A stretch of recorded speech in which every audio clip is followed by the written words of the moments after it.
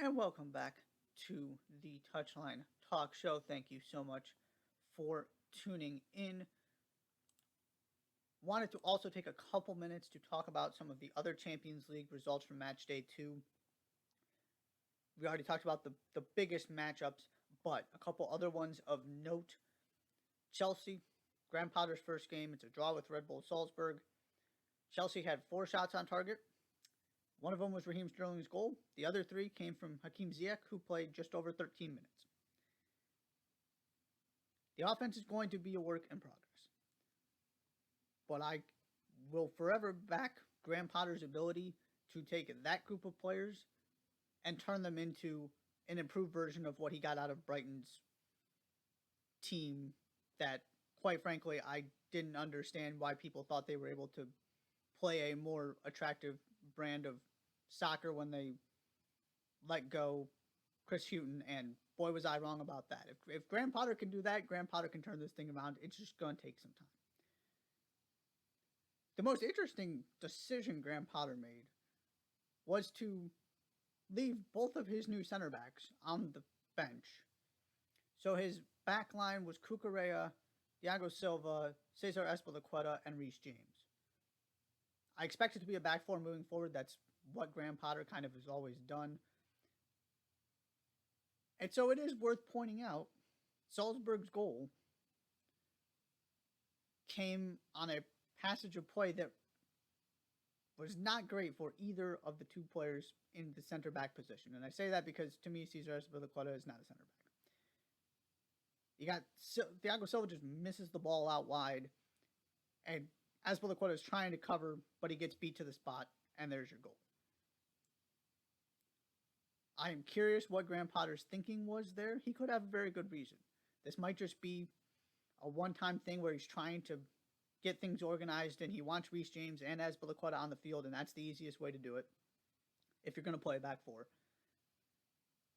I just wonder if Wesley Fofana gets across and prevents that goal from happening. That's all. There's plenty of work to do. Knew that before. It's not going to change after one game. On the Red Bull Salzburg side of things, I said this before we started, and when I was previewing the groups, I said this after they got the draw against AC Milan, and it is coming to fruition. They are a sneaky, dangerous third team in a group, and if somebody doesn't show up, they're going to take one of these two spots. And so here they are. They got draws against the two big clubs in this group. They're ahead of Chelsea, and they're 2 points behind AC Milan, heading into their 2 games against Dynamo Zagreb. If they beat Zagreb twice, they don't have much work left to do to finish in the top 2 of this group and go through. Now, yes, that work has to be done against AC Milan and Chelsea at the back end. But these two teams are going to play, again, they're going to play each other twice, AC Milan and Chelsea here, so there's going to be more drop points. If Red Bull Salzburg can get Zagreb twice, they are in an outstanding position, and the pressure is mounting very quickly on Chelsea. Sort of in that same Liverpool vein. A little bit different, but the idea is still the same, that because of this group and the way things are playing out and sort of the schedule, these first couple games are becoming incredibly important unless something unexpected happens down the line. These first couple games could end up deciding this group. There is time to turn things around, but Salzburg are in a terrific position 2 games in.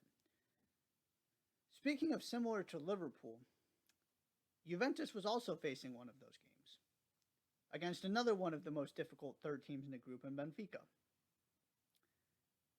Right? One of these games where you lose to PSG, not a big deal. But you have this game, and if you don't win this game, you're in big trouble. Juventus score in the 4th minute, and then concede twice and lose to Benfica at home. When Liverpool got the win they needed, Juventus did the opposite. They have not won a game in any competition since August. And they have an incredible mountain to climb here if they're going to get out of this group. Benfica have looked really good. PSG, shouts to Maccabi Haifa. Terrific performance. Went up a goal. Shout out to U.S. goalie Josh Cohen.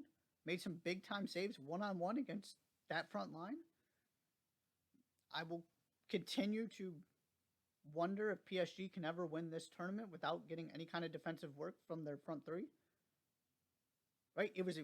Even against Maccabi Haifa, it was just an up and down game. It's not like PSG played poorly. Mbappe had a one-on-one. Neymar had a one-on-one. They ended up scoring 3 goals.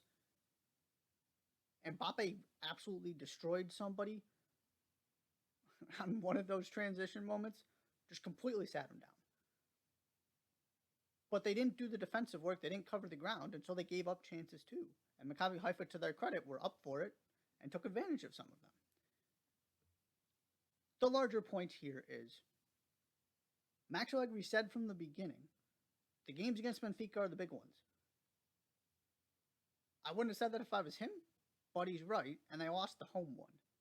This is becoming, and it's so strange with Juventus, because even looking sort of back at my weekly top 25 and wondering how I still have them where I do, they've been around with the same group as Atletico Madrid, who have been up and down, Borussia Dortmund up and down.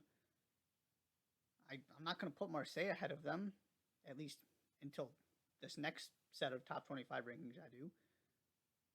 None of it has been disastrous enough. It's a lot of draws. It's not losses. But this is becoming a major problem, and I'm very, very quickly cooling on the optimism I had after the first few games. Specifically the first 2.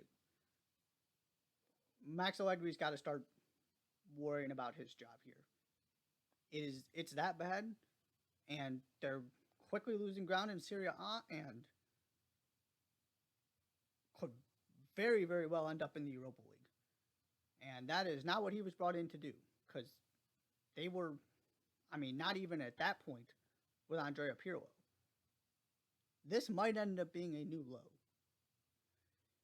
They could turn it around. I haven't given up hope that they will, but yikes.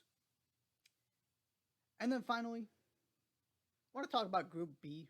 This is so strange. Congrats, Sporting Lisbon. 6 points through 2 games. Knock off Tottenham. Top of the group. We'll see if it lasts. But at least they're in really good position to get themselves into the Europa League, at the very least. And Marseille, my goodness, simply cannot perform in the Champions League to save their lives. This is one of those things I just can't explain. It doesn't seem to matter what season it is, what the circumstances are. They're doing great in Ligue 1. They're a really good team. Had a nice run in Europe last season. But for whatever reason, when they play in the Champions League, it is always disastrous, and they're off to another disastrous start in a group where they should finish second. And time is running out really quickly for them to turn this around. They could still have a great season domestically, but you got to show up on the biggest stage, or it's hard for me to take you seriously as a top 15 team in the world. It's a mental hurdle I have with them right now. Can I put them any higher than 17th or 18th on my top 25? And this was set up for Marseille. 100% set up for Marseille to go through. And at this point, you have to be even okay with making the Europa League considering the start you had.